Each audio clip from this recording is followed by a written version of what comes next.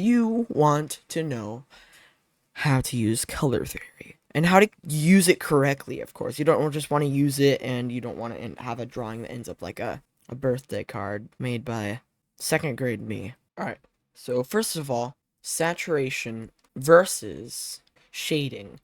So the difference between saturation and shading, as you can see, the saturation here, this is how light or bright the color is. And to be honest with you, these are very important in color theory, and these will make or break. Let's say you're making a red. This is red, but even less saturated, 50% saturated, even less saturated, and all the way very, very light pink.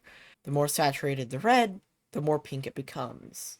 You can see the red there. It just looks like a kind of a cherry blossom. These two look like cherry blossom. Now shading, on the other hand, is how dark one color may be. So if we're going back to the red like we would here, that we did up there, we will start off with the same red. Now, but instead of getting lighter, we'll get darker. That is shading. So long story short, saturation is the color getting lighter, and shading is the color getting darker. Color groups. Color groups is what's next. And first of all, there are 3 different types of color groups. So first of all, there are the neighbor color groups, which are basically, you pick one hue, you can use that one hue only if you would like, and you can just keep going through saturations and shading in that one hue. But if you want to add more color to it, then you could go with this right here. Maybe this green turquoise here, and this more blue right here. Maybe make that blue a bit lighter. This. See, that doesn't really fit the vibrant vibe to it. So I'd say go for something along the lines of this. So you have these colors here. These are from this area. They are neighbors. So this one would be number 1, number 2, and number 3. Then down here, you would have the X. So cross color grouping is where you would go across. So let's say you want to pick an example of this would be yellow and blue. So you'd be going directly across like this. So you'd be going directly across like this. And then the third one would be triangle color grouping, which you have to be very specific about. You want to be very careful about this one. I mean, I would say the safest one for beginners would be this one right here. But this one is really good if you know what you're doing, and the triangle one is more advanced, but it is very useful. So in this case, I will be using the triangle color grouping. So you see this triangle right here? Use this as an example. So we're going to start off with, like this. So this color right here, and then we're going to start off with this color. Let's make it a bit more blue. So this color right here, and then finally this color right here. Now with this, you have to be very careful. So I would say, what I would do is I would probably make this, like, this green like this.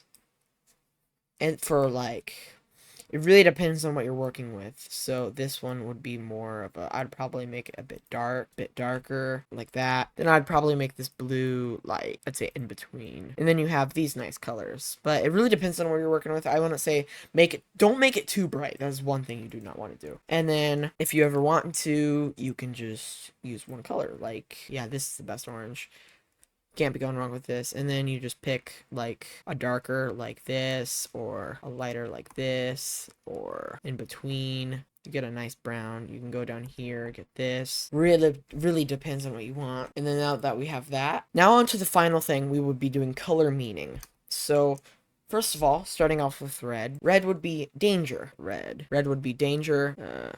Then we would get orange, which would be energetic and creative. Then we could get yellow, which would be happy. And then we would get green, which would be specified with healing and nature. And then we would get blue, which would be calming and wisdom. Then we would get purple, which would be wealth and ambition, considering purple was a very hard color to get in older days, and that's what a lot of people found, as you'd have to be very wealthy to get the color purple. And black would be associated with power and death. White would be purity and peace. And then pink would be passion. I mean, red could be too, but I'm gonna go with pink. Because it just adds an extra one that I can put into the list. Man, I just made all the Infinity Stones into one video. Man, what was Marvel thinking when they put me on their cast? Anyways, guys, I hope you enjoyed this video. This took me 20 minutes to record, I'd say. It's gonna take me a lot more editing. The least you can do for me is like. You don't have to subscribe. All you gotta do is like the video. This is the least you can do for me. See you in the next one.